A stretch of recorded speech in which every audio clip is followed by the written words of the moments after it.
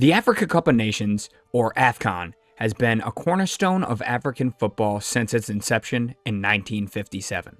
From its humble beginnings in Sudan, the tournament has grown into a massive event, captivating fans across the continent and beyond. AFCON tournaments are generally marked by a few things, but unpredictability and incredible surprises are always a major part. 2023 AFCON, like all other AFCON tournaments, did not disappoint, as it was a roller coaster ride filled with dramatic upsets, last-minute goals, and unexpected twists. AFCON is the continental tournament of Africa, similar to the European Championship. It's a pretty big deal. But how do teams even get to play in AFCON? Well, it's not as simple as just signing up.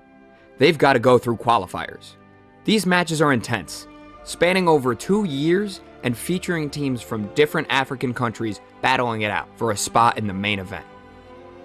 The format of these qualifiers can vary, but typically, teams are grouped together and play home and away games.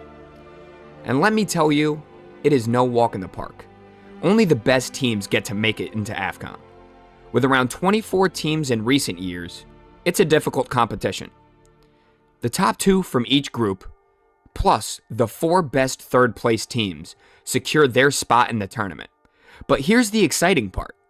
AFCON qualifiers aren't just about picking who plays. They are also a breeding ground for new talent. For many players, this is their first shot at international play, and they're hoping to shine bright and catch the attention of scouts from top clubs worldwide. The group stage of the 2023 AFCON was worthy of a Hollywood script. From the near elimination of hosts Ivory Coast to the underdog victories and superstar players being overshadowed, the tournament's opening days were packed with excitement. Nigeria's comeback against Equatorial Guinea hinted at the surprises to come, while Egypt's struggles against Mozambique set the tone for thrilling encounters. Traditional powerhouses like Ghana, Algeria, and Tunisia failed to progress, with lesser-known teams like Equatorial Guinea, Cape Verde, and Angola topping their groups. Namibia's historic win against Tunisia and Mauritania's upset over Algeria were standout moments, highlighting the tournament's unpredictability. Defending champion Senegal, however, breezed through the group stage with a perfect record. The knockout stage promised even more excitement, with late drama becoming a recurring theme. Second half injury time goals skyrocketed compared to previous editions, with almost every match delivering absurdly dramatic moments. Notable players like Mohamed Salah, Mohamed Kudus, and Victor Osimhen faced setbacks with injuries and inconsistent form, affecting their performances. Equatorial Guinea's Emilio Nassau at one point emerged as the tournament's top scorer, stealing the spotlight from more renowned names. Managerial casualties followed the exits of big-name teams, with Ghana's Chris Hughton among those sacked. Swift actions were taken by teams like Ivory Coast, but we will get to that later. Meanwhile, disciplinary actions from the Confederation of African Football added further drama, with mid-tournament bans issued to Tanzania and Moroccan coaches. In the end of it all, Ivory Coast won the African Cup of Nations, securing their 3rd win in a thrilling tournament. Getting to this point was truly incredible, and a feat that no one thought would be possible. Despite initial losses, Emer's Faye's team staged remarkable comebacks, proving their resilience. Ivory Coast played the reigning AFCON champs Senegal in the round of 16, and with a goal to equalize in the final 10 minutes, they eventually won in penalty kicks. Then, in dramatic fashion against Mali, Andringa scored a 90th minute equalizer to send the game into overtime, where in the 2nd minute of stoppage time, after the 120th minute, Ivory Coast scored the game winner. Their unconventional path to victory, qualifying as the 4th best 3rd place team, and undergoing coaching changes added to the excitement. I need to emphasize this point because they fired their coach midway through a major continental tournament and then proceeded to defy all odds. Ivory Coast had multiple comeback wins in knockout stages.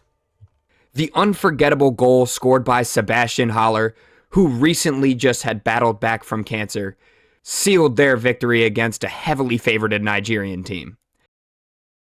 In the end, Ivory Coast's triumph underscored the unstoppable force of their golden generation. Led by Faye, who achieved success in just 4 games. The uproarious celebration at the final whistle was fitting, as a true underdog prevailed. As AFCON 2023 wrapped up and the dust settled, we eagerly anticipate what lies ahead for both players and nations. Many players had the chance to impress big European clubs, possibly earning themselves a well-deserved pay raise. With the World Cup just 2 years away, there's hope that we might witness an African nation lift the FIFA World Cup trophy for the first time. Apart from Morocco in 2022, no other African team has come closer than the quarterfinals. Could Ivory Coast be the next champion? Maybe it's just recency bias, but why not? The African Cup of Nations stands as a testament to the passion and talent that define African football, from its origins in Sudan to its current status as a massive sporting spectacle. AFCON has continued to capture the hearts of fans across the continent and beyond. As we reflect on the thrilling events of AFCON 2023, highlighted by Ivory Coast's historic triumph and unforgettable moments of drama and resilience, we are reminded of the unpredictable nature of the sport. Despite initial setbacks, Ivory Coast's journey to victory exemplifies the spirit of perseverance and determination that defines the tournament and football as a whole. Looking ahead, the future of African football is filled with promise and excitement. With players showcasing their skills to the world, and the prospect of an African nation lifting the FIFA World Cup trophy on the horizon, the stage is set for new chapters of triumph and glory to unfold. As we eagerly await the next chapter in this journey, one question remains. Could an African nation be raising the World Cup trophy?